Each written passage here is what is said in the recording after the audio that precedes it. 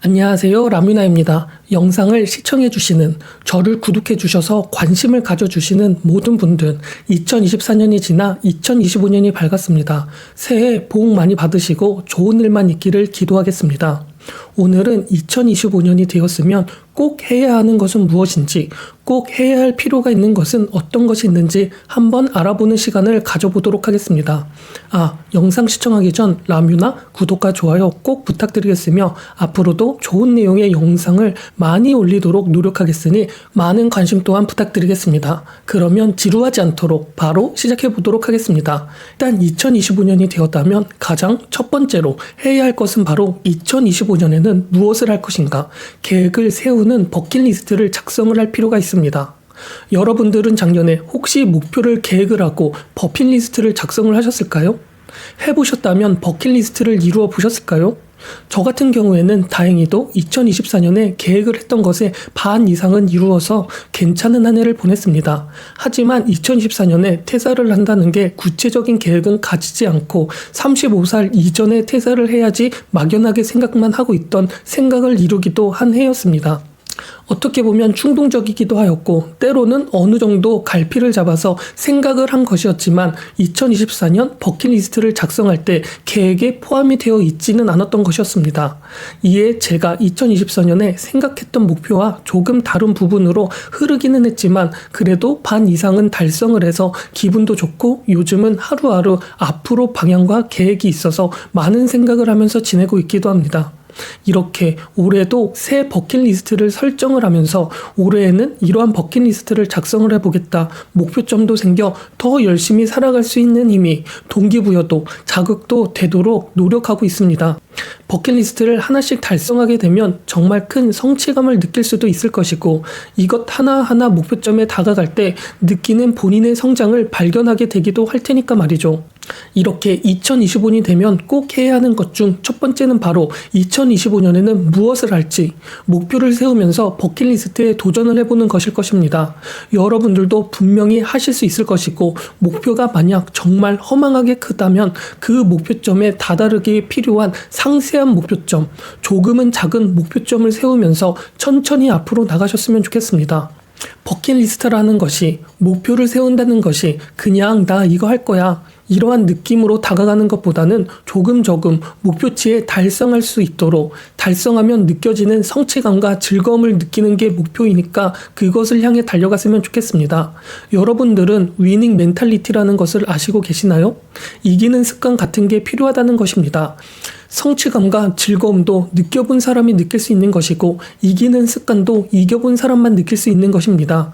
이러한 습관이 계속 쌓이게 된다면 더 큰 성공의 범위에서 놀 수도 있게 되는 것이고 이룰 수도 있게 되어버리는 것입니다. 이것을 올해에는 꼭 느껴보셨으면 좋겠습니다. 그리고 두 번째는 본인의 장점을 한번 찾아보는 한 해가 되었으면 좋겠습니다. 요즘 사람들이 본인이 무엇을 잘하고 있는지, 무엇을 좋아하는지조차 모르고 살고 있는 경우가 많이 있습니다. 한번 이 영상을 보고 계신 분이라면 한번 생각을 해보셨으면 좋겠습니다. 내가 무엇을 잘하고 있을까? 내가 무엇을 좋아할까? 이런 것들을 한번 생각해 보세요. 이게 두 번째로 중요한 올해 꼭 해야 할 것 중 하나입니다. 20대, 30대의 경우에는 아직 젊지만 여러 가지 일도 해보기는 했지만 다양한 경험을 해보기는 했지만 아직 좁은 경험을 통해서, 이 경험을 통해서 배운 것들이 그래도 조금은 있을 것이라고 생각이 듭니다. 이 경험을 통해서 배운 것들을 잘 조합해보고 이것은 이것의 장점이거나 단점이다 생각을 해보면서 본인의 무기를 만들어 보셨으면 좋겠습니다. 만약 아직 젊기 때문에 여러 가지 일을 해보지 못했다면, 다양한 경험이 많이 없다면 이런 것들부터 시작을 해도 늦지 않은 나이일 것입니다.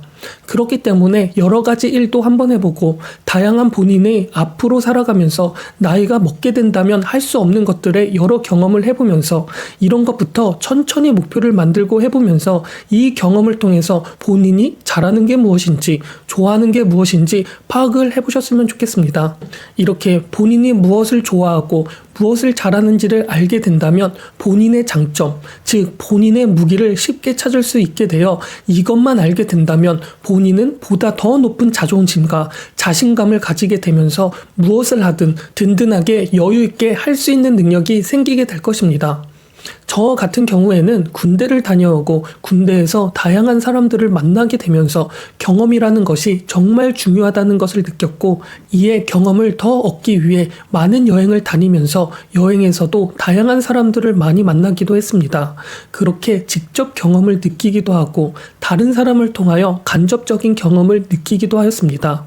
이렇게 많은 경험을 하게 되니 생각에 대한 크기, 넓이가 좀 더 커지게 되면서 그릇 또한 커지게 됐구나 라는 것도 느끼면서 이 생각의 크기가 다른 사람들보다 다양하구나라는 것도 느꼈고, 여기서 저는 이게 내 장점이고 내가 좋아하는 것이구나 라는 것도 많이 느끼게 되었습니다. 그렇게 되어버리니 이러한 경험에 자부심도 많이 가지게 됐고 말이죠.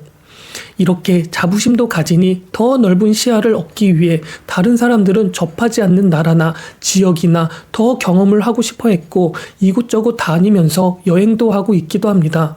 대표적으로 방글라데시나 이스라엘, 팔레스타인 이러한 곳들을 갔으니까 말이죠. 여러분들도 이러한 경험을 한번 느껴보셨으면 좋겠습니다. 이게 결코 여행을 하라고 하는 것이 아니라 본인이 직접 경험을 한 것들을 바탕으로 키워나갈 필요가 있다는 것입니다. 단지 저는 여행을 예시로 들었을 뿐이죠. 이러한 것들이 나중에 살아가면서 더 큰 도움이 되고 있다는 것을 여러 느끼게 될 것입니다. 그리고 세 번째는 2025년에는 이러한 감정을 한번 느껴보셨으면 좋겠습니다. 바로 좋아하는 것과 잘하는 것. 무엇을 하면서 살아야지 삶이 지루하지 않고 살아가는 원동력을 가질 수 있을까? 이건 말입니다. 사람들은 다양하고 개성도 가지고 있기 때문에 제가 지금 말한 것을 다르게 해석을 할 수도 있습니다. 누구의 경우에는 좋아하는 것을 하면서 살아야지 삶이 지루하지 않고 살아가는데 원동력을 가질 수 있는 사람이 있는 것이며, 또는 잘하는 것과 좋아하는 것을 분리하면서 잘하는 것에 희열을 느끼고 자신감도 생기면서 잘하는 것을 업으로 삼고 좋아하는 것은 취미로서 계속 그것에 진전하는 사람도 있습니다. 그래도 이 둘의 공통적인 특징은 좋아하는 것, 잘하는 것이 내가 과연 무엇인지를 알기 때문에, 그것을 구별할 수 있기 때문에 좋아하는 것에 가치를 두거나 잘하는 것에 가치를 두면서 이 가치라는 것을 조율하면서 살아가고 있다는 것입니다. 하지만 지금 20대, 30대의 경우 삶을 살아가면서 어떤 원동력으로 살아가기보다는 그냥 남들이 이렇게 살아가니까 나도 그냥 평범하게 살아가고 그냥 흐르는 대로 하루하루 시간을 버리면서 혹은 시간이 흘러가면서 살아가고 있는 것 같습니다. 그렇기 때문에 좋아하는 것을 업으로 삼는 게 나에게 좋은 원동력이 되는지, 잘하는 것을 업으로 삼는 게 나에게 좋은 원동력이 될지 한번 진지하게 생각해보는 한 해가 되셨으면 좋겠습니다.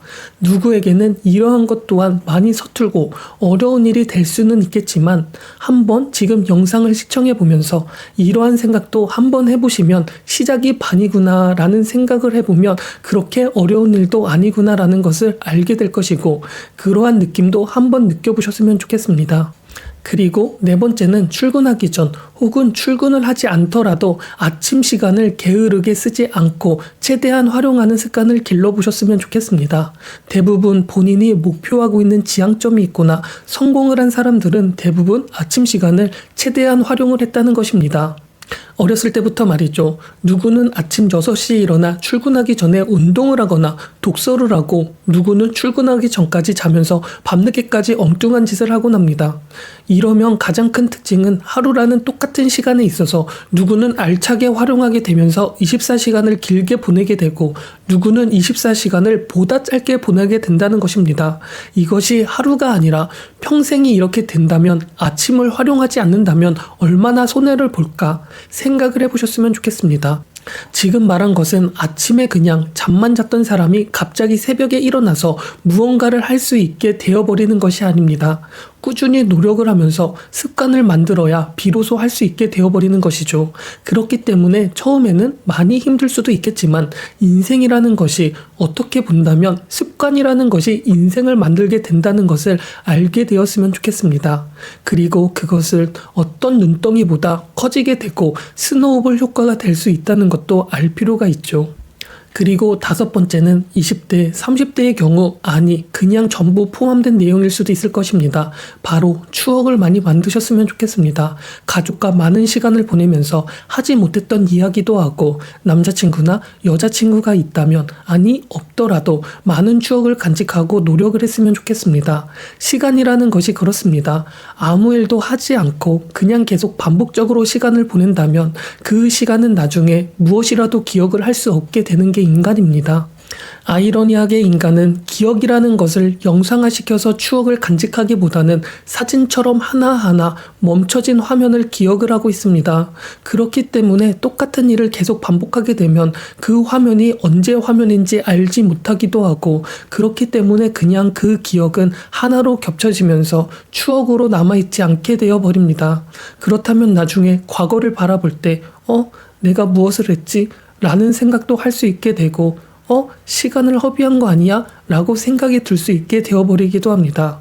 그렇기 때문에 계속 같은 것을 반복하기보다는 추억을 만드셨으면 좋겠습니다.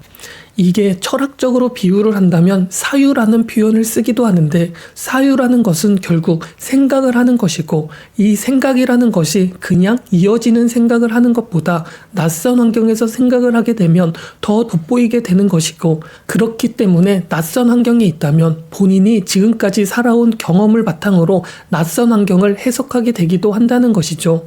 이러한 생각이 바로 사유가 돼버리는 것이고, 이 사유라는 것은 본인을 더 추억하고 발전하고 성장할 수 있게 되기도 하는 것입니다.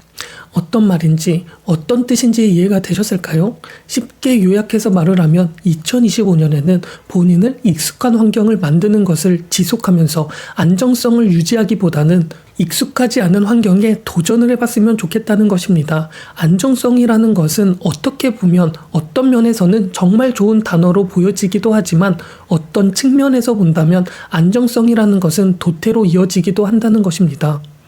그리고 마지막입니다. 여섯 번째로 2025년에 이 영상을 보는 분들이 하셨으면 좋겠다는 것은 바로 겸손한 한 해가 되셨으면 좋겠습니다. 무엇이든 지나치면 좋지 않다는 말이라는 것이죠. 우리는 살아가면서 생각보다 과해질 수 있는 상황이 정말 많이 발생을 하고 있습니다. 회사 직장 동료끼리 회식 자리에서 대화를 나누다가 본인이 더 대단한 사람이라고 부풀려서 말을 하기도 하고, 과시하는 경우도 생길 수가 있으며, 또 소개팅 같은 곳에서 본인을 어필하고자 화장을 더 과하게 할 수 있고, 말에서 본인을 부풀리면서 말을 할 수도 있는 것입니다. 하지만 이렇게 평소와 다르게 과한 행동을 하게 되면 티가 날 수 있다는 것이죠. 그래서 잘 보이려고 했던 행동들은 결국 플러스로 작용을 하지 않고 마이너스로 작용하게 될 것이고, 너무 본인을 과하게 평가를 하고 있다면 본인을 조금 더 들여보면서 본인을 생각하면서 객관화를 해보셨으면 좋겠습니다. 이것도 어떻게 보면 습관화가 되어 본인 자신을 망치는 길에 빠질 수 있게 되기 때문이죠. 과함이라는 것은 결코 좋지 않다는 것을 빨리 알아차렸으면 좋겠습니다. 아무것도 아니게 평범하게 그냥 본인 일을 꾸준하게 열심히 하는 사람이 빛을 더 볼 수 있다는 것은 나이가 들어가면 누구나 알게 되는 것일 것입니다. 하지만 20대, 30대의 경우에는 아직 이러한 것을 느끼기에는 부족하죠. 저 또한 이 부분에 대해서는 마찬가지입니다. 단지 책을 읽으면서 주변에 이러한 조언을 해주는 사람들이 많으면서 알게 되는 이론적인 것에 불과하고 말이죠. 하지만 이러한 감정을 한번 느껴보셨으면 좋겠습니다. 오늘은 이렇게 2055년이 되어서 꼭 해야 하는 6가지에 대해서 알아보았습니다. 이것을 간단하게 요약을 해보자면, 첫 번째는 목표를 정하는 습관을 가져서 버킷리스트를 작성하고 소소한 목표부터 이루면서 성취감을 경험하면서, 그러면서 위닝 멘탈리티라는 것을 키워보셨으면 좋겠다는 것이었습니다. 두 번째는 본인의 장점을 한번 찾아보는 것이고, 이 장점을 찾기 위해 지금까지 본인이 해왔던 경험을 바탕으로 무엇을 잘하는지, 좋아하는지, 무기를 찾으셨으면 좋겠다는 것이었습니다. 세 번째는 좋아하는 것이 무엇인지, 잘하는 것이 무엇인지 구별을 하거나 알아차렸으면 좋겠다는 것이고, 네 번째는 아침이라는 시간을 헛하게 쓰지 말고 최대한 활용하는 습관을 가져보았으면 좋겠습니다. 다섯 번째는 추억을 만들었으면 좋겠다는 것이고, 이것을 해석하자면 낯선 환경에서 사유하는 습관을 가졌으면 좋겠다는 것이었습니다. 마지막으로 여섯 번째는 겸손했으면 좋겠고, 무엇이든지 지나치면 과유불급이 된다는 것을 아는 한 해가 되었으면 좋겠습니다. 새해 복 많이 받으십시오.